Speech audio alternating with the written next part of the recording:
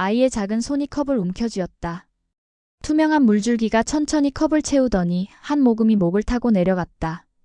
그 순간 아이의 눈이 크게 열렸다. 이곳에서는 상상조차 할 수 없던 장면이었다. 20년간 누구도 해내지 못한 일. 그 기적이 단 48시간 만에 현실이 됐다.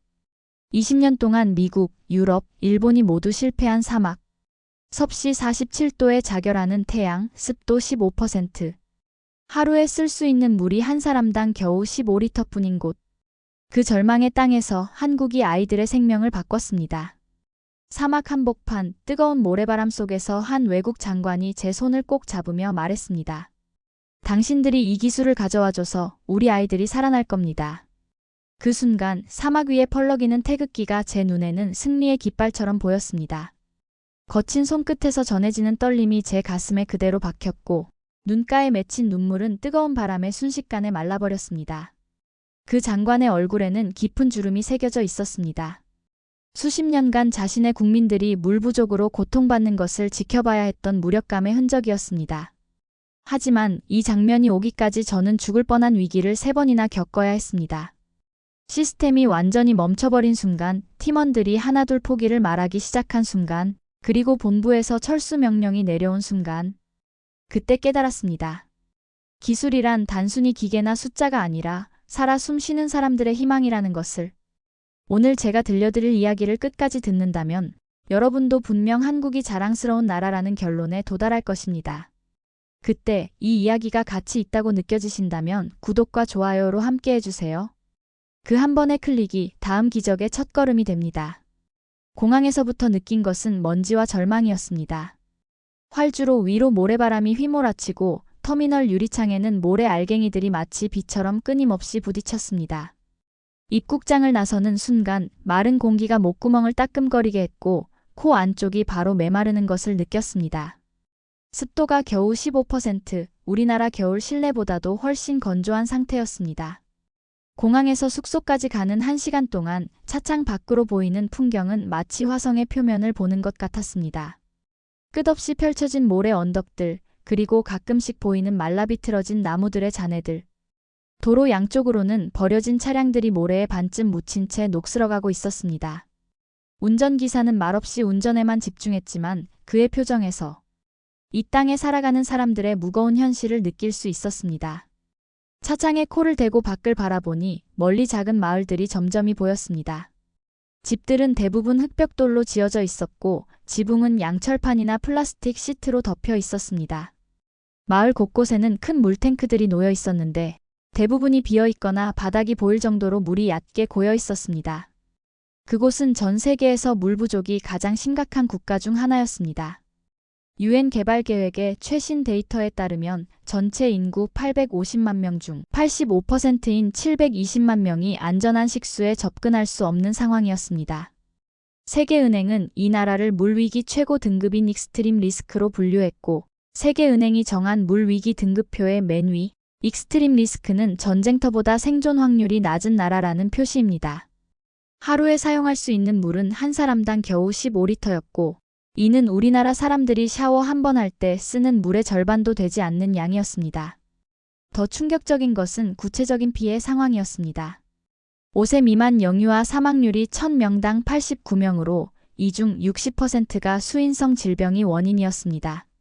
설사, 콜레라, 장티푸스 같은 질병들이 아이들의 생명을 앗아가고 있었습니다. 평균 수명은 54.2세로 물 부족이 직접적인 원인 중 하나였습니다. 여성들의 상황은 더욱 절망적이었습니다.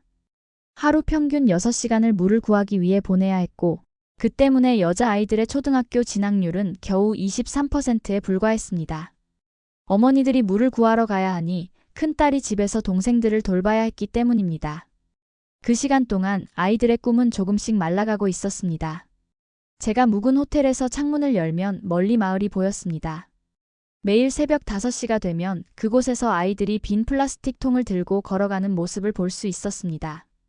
가장 가까운 우물까지는 편도 3km, 맨발로 걸어서 40분이 걸리는 거리였습니다. 아이들의 발은 거칠고 뜨거운 모래와 자갈에 갈라져 피가 나 있었지만 그래도 걸음을 멈추지 않았습니다.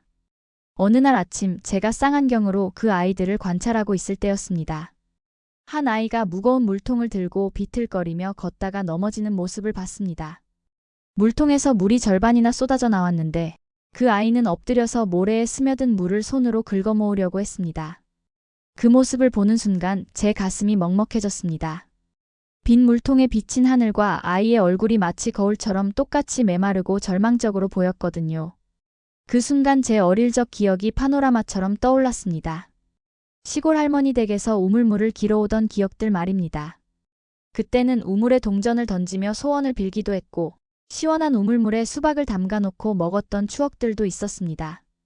폭우가 오면 집 앞 개울이 불어나서 동네 아이들과 종이배를 띄우며 신나게 뛰어놀았던 여름 오후들. 물이 너무 많아서 홍수 걱정을 했던 장마철의 기억들까지 말입니다. 그때는 물이 넘쳐서 문제였는데 이곳에서는 물 한 방울이 생명과 직결되는 현실이 너무나 대조적이었습니다. 그럼 우리는 또 바닷물만 마셔야 하나요? 한 아이의 눈동자가 흔들렸습니다. 그 질문이 우리를 밤새 움직이게 했습니다. 호텔 직원에게 들은 이야기로는 이전에도 다른 강국들이 이 문제를 해결하려고 시도했었다고 했습니다. 2019년에 미국이 총 15억 달러를 투자해 대형 담수화 플랜트 3기를 설치했지만 하루 운영비만 50만 달러가 들어서 6개월 만에 중단됐습니다. 전력 공급이 불안정한 상황에서 고용량 시스템을 운영하는 것은 불가능했습니다. 독일의 지멘스가 가져온 정밀 기술도 사막의 모래바람과 섭씨 50도를 넘나드는 극한 온도를 견디지 못했습니다. 정밀한 센서들이 모래에 의해 손상되고 극한의 온도 변화로 인해 부품들이 열팽창과 수축을 반복하면서 고장이 속출했습니다. 일본의 미쓰비시에서 개발한 소형 모듈러 시스템들은 낮과 밤의 온도 차이가 30도 이상 나는 환경에서 센서들이 연달아 고장났습니다. 프랑스 베올리아 그룹은 2년간 17억 유로를 투자했지만 현지 전력 인프라의 불안정성 때문에 안정적인 운영이 불가능했습니다. 하루에 3-4번씩 정전이 발생하는 상황에서 정밀한 담수화 시설을 운영하는 것은 무리였습니다. 현지 정부 관계자인 아흐메드 씨는 이렇게 말했습니다. 우리는 이미 실망을 너무 많이 겪었습니다. 큰 기업들이 와서 큰 약속을 하고 가지만 결국 실패하고 떠나가죠. 그때마다 우리 국민들의 희망도 함께 사라집니다. 그리고 그때 한국 기술팀이 투입됐습니다. 저는 팀을 이끄는 리더였고 물처리 및 해수 담수화 분야에서 15년간 쌓은 모든 경험과 노하우를 이 프로젝트에 쏟아부어야 했습니다. 제가 이끄는 팀은 각자 다른 분야의 전문가들로 구성되어 있었지만 모두 한 가지 공통점이 있었습니다. 바로 불가능을 가능으로 만드는 한국인의 DNA를 가지고 있다는 것이었습니다. 김민수 박사는 멤브레인 기술 분야의 세계적 권위자였습니다. 카이스트에서 박사학위를 받고 삼성전자 종합기술원에서 10년간 차세대 분리막 기술을 개발해온 인물이었습니다. 그의 개발한 나노복합 소재 멤브레인은 이미 미국, 독일, 일본에서 특허를 받았고 기존 제품보다 5배 이상의 내구성을 자랑했습니다. 이번 프로젝트는 제가 지금까지 개발해온 모든 기술의 집대성입니다. 실패할 수 없어요. 이현주 팀장은 플랜트 설계 및 운영 전문가였습니다. 포스코에서 15년간 대형 산업 설비를 담당했고 중동 지역의 극한 환경에서도 안정적으로 작동하는 시스템 설계에 특화되어 있었습니다. 그녀가 설계한 시스템들은 사우디아라비아와 아랍에미리트에서 5년 이상 무고장 운영되고 있었습니다. 중동에서 5년 동안 쌓은 경험이 모두 이 순간을 위한 준비였던 것 같아요. 박준호 실장은 전력 및 제어 시스템의 달인이었습니다. 현대중공업에서 해상풍력 발전 시스템을 개발했고 불안정한 전력 공급 환경에서도 정밀한 제어가 가능한 시스템을 만드는데 탁월한 능력을 가지고 있었습니다. 전력이 불안정한 환경에서도 시스템을 안정화시키는 것, 그게 제가 해야 할 일입니다. 하지만 현실적인 압박은 상상을 초월했습니다. 계약 조건은 명확했습니다. 30일 이내에 하루 1만 톤의 식수를 안정적으로 생산하지 못하면 계약이 파기되고 지금까지 투입된 모든 비용을 배상해야 했습니다. 그 금액만 무려 85억 원이었고 여기에 위약금까지 합치면 총 150억 원의 손실이 예상됐습니다. 더 큰 부담은 한국 기술에 대한 국제적 신뢰도였습니다. 만약 우리마저 실패한다면 한국 기업들의 해외 진출에 치명적인 타격이 될 것이었습니다. 이미 몇몇 외신에서는 한국도 결국 다른 선진국들과 마찬가지로 실패할 것이라는 회의적인 전망을 내놓고 있었습니다. 파이낸셜 타임스는 한국의 기술력을 시험하는 리트머스 테스트라고 보도했고, 월스트리트 저널은 아시아의 용 한국이 사막의 모래 앞에서 굴복할 것인가라는 도발적인 제목의 기사를 냈습니다. 가장 중요한 것은 이곳 사람들이 우리에게 걸고 있는 마지막 희망이었습니다. 현지 정부 관계자가 저에게 한 말이 아직도 귀에 생생합니다. 이번이 마지막 기회입니다. 당신들마저 실패하면 우리는 더 이상 누구를 믿어야 할지 모르겠어요. 첫날 밤 숙소 옥상에서 바라본 사막 위의 별들은 유난히 밝았습니다. 도시의 불빛이 없는 사막에서 보는 별하늘은 마치 다이아몬드를 뿌려놓은 것 같았습니다. 은하수가 또렷하게 보였고 유성이 가끔씩 하늘을 가로질러 갔습니다. 그 별빛 아래에서 사막바람에 세차게 휘날리는 태극기를 보며 저는 다짐했습니다. 이 깃발이 부끄럽지 않은 결과를 만들어내겠다. 사막바람이 깃발을 세차게 흔들어댔지만 그 깃발은 결코 꺾이지 않았습니다. 마치 우리의 의지처럼 말입니다. 이것이 단순한 프로젝트가 아니라 한국의 자존심을 건 마지막 전투라는 것을. 바닷물이 들어왔다. 필터를 통과했다. 그리고 저장 탱크에 모였다. 3단계 끝이었다. 다음 날부터 본격적인 작업이 시작됐습니다. 새벽 5시 아직 어둠이 남아있는 시간에 현장에 도착했습니다. 사막의 새벽은 상상보다 춥고 습했습니다. 밤 동안 바닷물에서 올라온 수증기가 차가운 공기와 만나면서 생긴 이슬이 장비들에 맺혀 있었습니다. 우리가 가져온 핵심 기술은 증발 제로 담수화 시스템이었습니다. 이는 기존의 역삼투압 방식과 전혀 다른 접근법이었습니다. 전통적인 담수화 시설들이 고압으로 바닷물을 멤브레인에 통과시키는 방식이라면 우리 시스템은 나노기술을 활용한 선택적 이온 분리 방식을 사용했습니다. 염도 35,000ppm, 마치 소금을 수십 숟가락 넣은 바닷물을 맑은 샘물로 바꾸는 작업이었습니다. 가장 혁신적인 부분은 김민수 박사가 개발한 그래핀 옥사이드 복합 멤브레인이었습니다. 물 분자만 통과시키고 염분 이온은 99.8% 차단할 수 있었습니다. 마치 농구공은 통과시키고 축구공은 막는 채와 같은 원리였습니다. 그 순간 이 기술이 이 아이들을 살릴 수 있다는 확신이 들었습니다. 시스템 설치에는 72시간이 걸렸습니다. 모든 팀원이 3교대로 돌아가며 24시간 작업했습니다.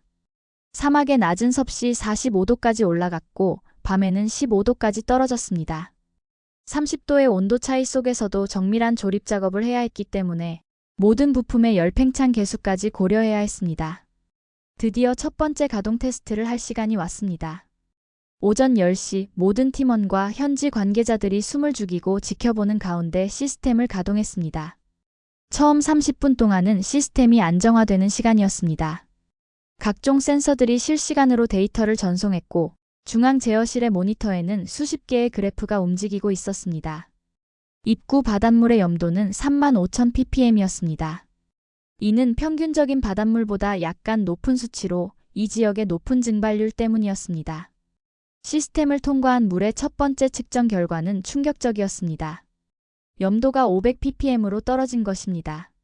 세계보건기구 기준인 1000ppm을 훨씬 밑도는 수치였습니다.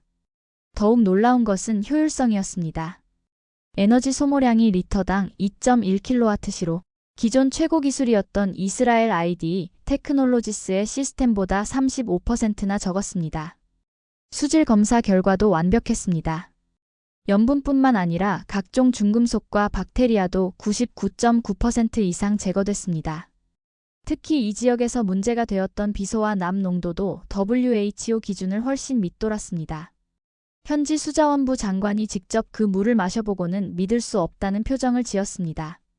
이게 정말 우리 바닷물에서 나온 물인가요?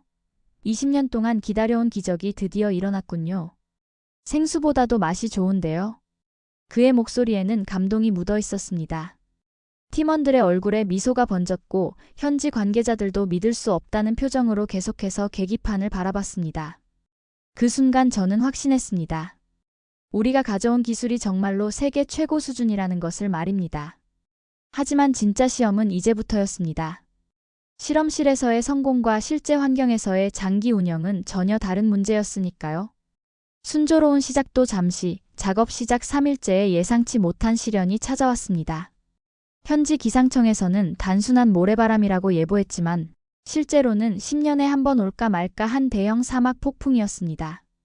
오후 2시경 서쪽 지평선에서 거대한 벽 같은 것이 다가오는 것을 봤습니다.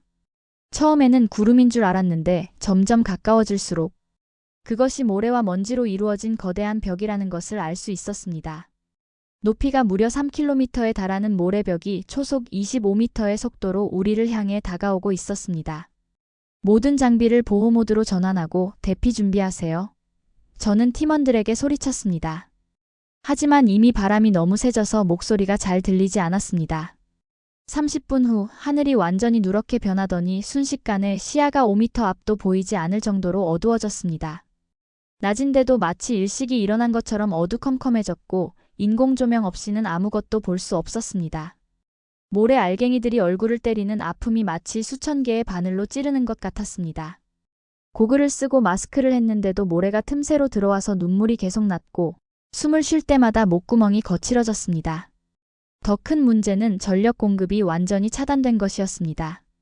폭풍으로 인해 지상 15m 높이의 고압 전력선이 끊어졌고 변전소 내부에도 모래가 들어가면서 누전이 발생했습니다. 우리 담수화 시스템뿐만 아니라 주변 지역 전체가 정전 상태가 되었습니다. 비상 발전기를 가동하려고 했지만 공기 흡입구가 모래로 막히면서 엔진이 제대로 작동하지 않았습니다. 팀원들이 교대로 공기 흡입구 청소 작업을 했지만 청소하는 속도보다 모래가 쌓이는 속도가 더 빨랐습니다.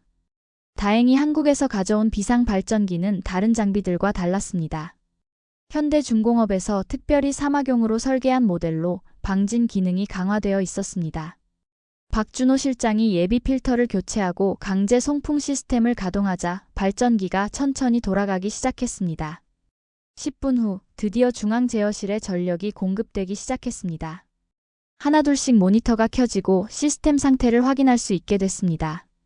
전체 설비의 60%를 복구할 수 있었습니다. 오후 9시 30분 드디어 첫 번째 깨끗한 물이 나오기 시작했습니다. 유량은 예상치의 70% 수준이었지만 수질은 폭풍 전과 동일하게 우수했습니다. 기다리고 있던 현지 주민들이 하나둘씩 물을 받아가기 시작했습니다. 첫 번째로 물을 받은 할머니는 그 물을 한 모금 마시고는 눈물을 흘리며 말했습니다. 20년 만에 이렇게 깨끗한 물을 마셔봅니다. 정말 감사해요. 하지만 여전히 해수 흡입 라인에서 이상 신호가 지속적으로 감지되고 있었습니다. 언제든 더 큰 문제가 발생할 가능성이 있었습니다. 이런 이야기가 도움이 되고 계신가요? 그렇다면 좋아요 버튼 한번 눌러주세요. 작업 시작 5일째 새벽 4시 잠에서 깬 저는 이상한 소리를 들었습니다. 평소와 다른 낮은 진동음이었습니다. 마치 거대한 기계가 신음소리를 내는 것 같았습니다. 직감적으로 뭔가 잘못됐다는 것을 알 수 있었습니다. 급히 옷을 입고 현장으로 달려갔는데 중앙 제어실의 모니터가 빨간색 경고등으로 가득했습니다. 알람이 계속 울려댔고 시스템 긴급 중단, 해수 공급 라인 이상, 압력, 급강하 같은 경고 메시지들이 화면을 뒤덮었습니다. 해수 흡입구가 완전히 파손되면서 전체 시스템이 가동 중단된 것이었습니다. 모래 폭풍으로 인한 압력 변화와 염분 부식이 복합적으로 작용한 결과였습니다. 해저 3m 깊이에 설치된 대형 흡입관의 연결부가 완전히 부러져 나간 상태였습니다. 상황의 심각성을 파악하기 위해 수중 카메라를 투입했습니다. 화면에 나타난 모습은 참담했습니다. 직경 80cm의 주 흡입관이 두 동강이 나 있었고 보조 흡입관 3개도 모두 손상된 상태였습니다. 바닷물이 엄청난 압력으로 새어나가고 있었고 주변 해저는 뻘처럼 탁해져 있었습니다. 기술팀은 완전히 침묵에 빠졌습니다. 교체용 부품은 한국에서 특수 제작해야 하는데 제작과 운송에만 최소 2주가 걸렸습니다. 하지만 우리에게는 이미 계약 기한까지 10일밖에 남지 않았습니다. 현지 관리자인 아흐메드 씨가 눈물을 흘리며 저에게 말했습니다. 이제 정말 끝인 건가요? 우리 아이들은 어떻게 하죠? 그의 목소리는 떨리고 있었고 절망이 그대로 느껴졌습니다. 더 참담한 것은 이 시스템이 단순히 식수만 공급하는 것이 아니라는 사실이었습니다. 마을 초등학교에서는 이 물로 아이들이 손을 씻고 화장실을 청소하고 때로는 쌀죽이나 수프를 끓였습니다. 물이 끊기면 위생이 무너지고 따뜻한 식사도 사라집니다. 아이들은 교실이 아니라 물을 찾으러 사막길을 걸어야 했습니다. 이 물이 없으면 250명의 아이들이 학교에 올 수 없었습니다. 마을 유일한 병원에서도 하루 500리터의 물이 필요했습니다. 수술용 기구를 소독하고 환자들을 씻기고 약품을 희석하는데 모두 깨끗한 물이 필요했습니다. 병원장 파티마 박사는 절박한 목소리로 말했습니다. 비상용 물로 하루 이틀은 버틸 수 있지만 그 이후엔 계획 수술은 모두 취소해야 합니다. 응급수술조차도 위험해집니다. 깨끗한 물 없이는 환자들의 생명을 위험에 빠뜨릴 수 없어요. 현장의 분위기는 절망적이었습니다. 귀에는 바람이 철제 구조물에 부딪히는 날카로운 소리와 멀리서 울리는 정전 경보음이 계속 들렸습니다. 코끝에는 비릿한 바닷물 냄새와 기계에서 새어나오는 기름 냄새가 섞여 들어왔습니다. 그때 전혀 예상치 못한 목소리가 들려왔습니다. 그리고 그 말이 모든 걸 바꿔놓았습니다.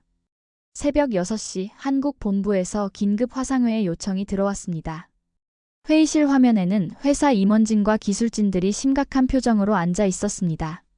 상황 보고를 마치자 즉시 철수하라는 지시가 내려왔습니다. 현 상황에서는 복구가 불가능합니다. 추가 손실을 막기 위해 즉시 철수하십시오. 본부 기술이사의 말이었습니다. 손실 예상 금액은 이미 85억 원을 넘어섰고 여기에 위약금까지 합치면 150억 원의 손실이 확정이었습니다. 복구 성공 확률은 15%도 되지 않는다는 것이 본부의 계산이었습니다. 하지만 저는 받아들일 수 없었습니다. 철수 명령을 들은 순간 오히려 마음속 깊은 곳에서 무언가가 끓어오르는 것을 느꼈습니다. 죄송하지만 저는 철수할 수 없습니다. 이 물을 기다리는 사람들을 위해 멈출 수 없어요. 한국인으로서 그리고 엔지니어로서 끝까지 책임지겠습니다. 저에게 48시간만 더 주세요. 만약 48시간 내에 해결책을 찾지 못하면 그때 철수하겠습니다. 하지만 지금 포기하면 한국 기술에 대한 신뢰는 영원히 회복할 수 없을 겁니다. 화상회의가 끝나고 저는 팀원들을 불러 모았습니다. 모든 상황을 솔직하게 설명했습니다. 여러분, 솔직히 말하면 성공 확률은 높지 않습니다. 하지만 우리가 여기서 포기하면 이 사람들에게는 더 이상 희망이 없어요. 한국인의 자존심을 걸고 끝까지 해봅시다. 김민수 박사가 먼저 손을 들었습니다. 저도 남겠습니다. 제가 개발한 기술이 이런 식으로 끝날 수는 없어요. 이현주 팀장도 고개를 끄덕였습니다. 중동에서 5년간 쌓은 경험을 이때 쓰지 않으면 언제 쓰겠어요? 박준호 실장도 결연한 표정으로 말했습니다. 포기는 제 사전에 없습니다. 팀원들의 눈에서 다시 불꽃이 타오르기 시작했습니다. 하지만 아무도 예상치 못한 일이 기다리고 있었습니다. 그리고 그것이 우리를 진짜 기적으로 이끌게 될 줄은 몰랐습니다. 그때부터 진짜 기적이 시작됐습니다. 소식을 들은 현지 사람들이 하나둘씩 도움을 주기 시작한 것입니다. 아흐메드 관리자는 자신의 개인 인맥을 총동원해서 현지 다이빙 전문가들을 찾아왔습니다. 이 사람들은 30년간 진주 채취를 해온 다이버들이에요. 이 바다의 해저 지형을 누구보다 잘 알고 수중 작업에는 최고 전문가들입니다. 압둘 하미드, 오마르 알리, 사이드 하산. 이들은 모두 이 바다에서 평생을 살아온 사람들이었습니다. 마을 이장인 압둘라 씨는 자신의 트럭과 중장비를 무료로 제공했습니다. 당신들이 우리를 위해 이렇게 노력하는데 우리가 도와야죠. 심지어 마을의 젊은이들이 자원봉사로 나서서 24시간 교대로 장비 운반을 도와줬습니다. 가장 놀라운 것은 다른 나라 기술자들까지 도움을 주기 시작한 것이었습니다. 독일 지멘스에서 파견된 기술자 한스 밀러는 우리는 실패했지만 당신들만은 성공했으면 좋겠다며 자신이 가지고 있던 특수 공구들을 빌려줬습니다.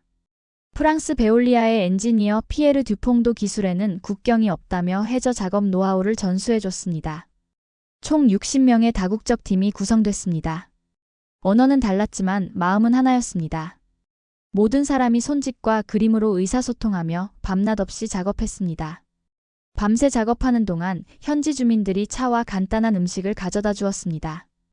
10살 정도 되어 보이는 아이가 작은 물병을 들고 와서 아저씨들 목마르죠? 라고 물었습니다. 그 물은 15km 떨어진 우물에서 가져온 소중한 물이었습니다. 아이가 자신의 물을 나누어 주려는 마음에 팀원들은 모두 눈물을 글썽였습니다. 우리의 비장의 카드를 꺼낼 시간이 왔습니다. 해저 고정식 대신 부유식 흡입 시스템을 설치하는 것이었습니다. 바다 위에 띄워서 파도의 영향을 피하는 혁신적 아이디어였습니다. 이것이 바로 한국 기술의 진짜 차별점이었습니다. 현지 폐자재들로 거대한 퍼즐을 맞춰가는 36시간의 작업이 시작됐습니다. 드디어 시스템을 재가동하는 순간이 왔습니다. 오후 3시 30분 모든 사람들이 숨을 죽이고 지켜보는 가운데 메인 스위치를 눌렀습니다. 스위치를 누르는 제 손이 떨렸고 심장이 터질 것 같이 빨리 뛰었습니다. 처음 5분 동안은 아무 반응이 없었습니다. 중앙 제어실의 모니터들은 여전히 검은 화면이었고 펌프 소리도 들리지 않았습니다. 7분째 1차 펌프가 작동하기 시작했습니다. 10분째 드디어 첫 번째 처리수가 나오기 시작했습니다. 하지만 색깔이 여전히 탁했습니다. 염도도 15,000ppm으로 목표치를 훨씬 초과했습니다. 아직 시스템이 안정화되지 않았어요. 조금 더 기다려보죠. 김민수 박사가 침착하게 말했습니다. 15분째 물의 색깔이 조금씩 맑아지기 시작했습니다. 그리고 마침내 30분째 염도가 450ppm까지 떨어졌습니다. 성공했어요. 김민수 박사가 소리쳤습니다. 그 순간 현장에 있던 모든 사람들이 환호성을 터뜨렸습니다. 회색빛이었던 물이 점점 맑아지더니 마침내 완전히 투명한 물이 흘러나왔습니다. 맑은 물이 파이프를 타고 흐르는 모습이 마치 생명의 강줄기처럼 보였습니다. 우린 해냈다. 저도 모르게 목소리가 터져나왔습니다. 눈물이 흘러내렸고 그 순간의 감동은 평생 잊을 수 없을 것 같았습니다. 모든 사람들이 흥분과 기쁨에 빠져 있을 때 저는 혼자 잠시 현장을 벗어나 바닷가로 걸어갔습니다. 파도가 조용히 밀려왔다 밀려가는 소리를 들으며 1분간 아무 말도 하지 않고 그저 푸른 하늘과 흰 구름을 바라봤습니다. 손에 남은 기계 기름 냄새와 모래 먼지 냄새가 그때의 모든 것을 기억하게 해주었습니다. 고생했던 순간들, 포기하고 싶었던 순간들, 그리고 결국 해내고야 만 이 순간까지 말입니다. 현장으로 돌아오니 벌써 소식을 들은 마을 사람들이 하나둘씩 모여들고 있었습니다. 첫 번째로 온 사람은 7살 정도 되어 보이는 작은 여자아이였습니다. 아이는 평소보다 훨씬 큰 플라스틱 물통을 들고 있었습니다. 아이가 저에게 다가와서 큰 눈망울로 바라보며 물었습니다. 아저씨, 이거 진짜 우리 물이에요? 정말 마셔도 돼요? 발이 갈라져서 밴드를 붙인 그 아이의 목소리에는 믿기지 않는다는 뉘앙스가 담겨 있었습니다. 그 순간 옆에 있던 박준호 실장이 갑자기 울음을 터뜨렸습니다. 그동안 수많은 프로젝트를 해왔지만 이런 감동은 처음이에요. 이게 진짜 엔지니어가 해야 할 일이구나 하는 생각이 들어요. 저는 무릎을 꿇고 아이와 눈높이를 맞춘 후 말했습니다. 응, 이제 너희들 물이야. 마음껏 마셔도 돼. 그리고 앞으로는 멀리 가서 물을 길어오지 않아도 돼. 아이는 물통에 물을 받아서 한 모금 마셨습니다. 그리고는 눈이 휘둥그레져서 와. 정말 시원해요. 이게 진짜 물맛이에요. 라고 소리쳤습니다. 아이는 물통을 들고 마을을 향해 뛰어가며 소리쳤습니다. 엄마, 물이야. 진짜 깨끗한 물이야. 곧이어 다른 아이들도 하나둘씩 몰려왔습니다. 어느새 50명이 넘는 아이들이 빈통을 들고 줄을 서기 시작했습니다. 한 아이는 물을 받은 후 그 자리에서 얼굴을 씻기 시작했습니다. 이제 매일 얼굴을 깨끗이 씻을 수 있어요. 가장 인상 깊었던 것은 12살 정도의 남자아이였습니다. 그 아이는 물을 받은 후 제게 다가와서 아저씨, 저도 커서 아저씨 같은 사람이 되고 싶어요. 다른 사람들을 도와주는 일을 하고 싶어요 라고 말했습니다. 그 말을 듣는 순간 저는 이 일을 하는 진짜 이유를 깨달았습니다. 우리가 한 일은 단순히 기술적 성공이 아니라 아이들의 꿈을 심어주는 일이었습니다. 일주일 후 UN 개발계획과 현지 정부에서 공식 성과 평가가 있었습니다. 국제 전문가들이 직접 현장을 방문해서 72시간 동안 모든 시스템을 점검했습니다. 결과는 기대를 훨씬 뛰어넘는 것이었습니다. 우리가 구축한 시스템은 국제 표준을 모두 통과했을 뿐만 아니라 새로운 벤치마크를 제시했다는 평가를 받았습니다. 하루 물 생산량 12,500리터로 목표치를 25% 초과 달성했고 에너지 효율성도 기존 최고 기록을 30% 갱신했습니다. UN 사무총장 특별대표인 마리아 곤잘레스 박사는 한국의 기술이 단순히 문제를 해결하는 것을 넘어서 지속가능한 발전의 새로운 모델을 제시했다고 평가했습니다. 현지 신문들은 일면 톱 기사로 우리 프로젝트를 다뤘습니다. 시내 곳곳의 전광판에도 한국 기술진에게 감사를이라는 메시지와 함께 태극기가 24시간 내내 표시됐습니다. 국제사회의 반응도 뜨거웠습니다. 미국 CNN은 한국이 보여준 기술 외교의 새로운 전형이라고 보도했고, 영국 BBC는 작은 나라 한국의 큰 꿈이라는 제목으로 특집 기사를 냈습니다. 일본 NHK도 한국 기술의 우수성을 인정하는 보도를 했습니다. 가장 감동적이었던 것은 현지 어린이들이 그린 그림 전시회였습니다. 한 아이가 그린 그림에는 한국 아저씨들, 우리에게 물을 주셔서 감사해요. 저도 커서 다른 나라 사람들을 도와주고 싶어요 라고 적혀 있었습니다. 그로부터 3년이 지난 지금 저는 가끔 그 마을의 소식을 듣습니다. 그때 빈 물통을 들고 있던 그 7살 아이가 지금은 10살이 되어 학교 운동장에서 친구들과 축구를 하고 있다고 합니다. 깨끗한 물로 머리를 감고 건강하게 자라고 있다는 소식을 들을 때마다 제 마음도 따뜻해집니다. 그 마을에서는 물 부족으로 인한 질병 발생률이 90% 감소했고, 여자아이들의 초등학교 진학률도 23%에서 87%로 크게 늘었습니다. 무엇보다 감동적인 것은 그때 12살이었던 그 남자아이가 지금은 15살이 되어 엔지니어가 되겠다는 꿈을 키우고 있다는 소식입니다. 마을의 병원도 이제는 24시간 운영됩니다. 그 마을의 변화는 주변 지역으로도 확산됐습니다. 우리 기술을 바탕으로 인근 5개 마을에도 소규모 담수화 시설이 설치됐고, 총 5만 명이 깨끗한 물의 혜택을 받게 됐습니다. 한국 정부에서도 이 성공 사례를 바탕으로 코리아 워터 이니셔티브라는 국제개발 협력 프로그램을 시작했습니다. 지금까지 12개국 35개 지역에서 프로젝트가 진행되고 있습니다. 최근에는 그 지역에서 한국어 학습붐이 일고 있다는 소식도 들었습니다. 작은 마을에 한국 문화원까지 설립되어 50명이 넘는 사람들이 매주 한국어를 배우고 있다고 합니다. 이 모든 경험을 통해 저는 깨달았습니다. 우리가 만든 기술은 단순한 설비가 아니라 생명을 살리는 약속이었다는 것을 말입니다. 한국이라는 나라가 세계에 줄 수 있는 가장 큰 선물은 첨단 기술 그 자체가 아니라 그 기술에 담긴 사람을 향한 따뜻한 마음이라는 것을 말입니다. 우리는 기계를 만드는 것이 아니라 희망을 만드는 사람들입니다. 그리고 그 희망이 또 다른 희망을 만들어가며 세상을 조금씩 더 나은 곳으로 바꿔가고 있습니다. 사막 한복판에서 시작된 작은 기적이 이제는 세계 곳곳에서 더 큰 기적들을 만들어내고 있습니다. 지금 이 순간에도 전 세계 어딘가에서 한국의 기술자들이 누군가의 삶을 바꾸기 위해 노력하고 있습니다. 사막에서 만난 그 7살 아이의 미소가 지금도 제 마음속에 생생합니다. 그 미소 속에는 단순한 기쁨을 넘어서는 미래에 대한 희망이 있었습니다. 오늘 이야기가 여러분에게 작은 감동이라도 드렸다면 구독과 좋아요 버튼을 눌러주세요. 여러분의 관심과 응원이 더 많은 감동적인 이야기를 전할 수 있는 큰 힘이 됩니다. 우리가 만든 건 물이 아니라 물이 줄 수 있는 내일이었다. 그 내일 속에서 아이들은 더 이상 물통을 들고 3km를 걸어가지 않는다. 당신이라면 다음 기적의 첫 물방울을 어디에 떨어뜨리겠습니까?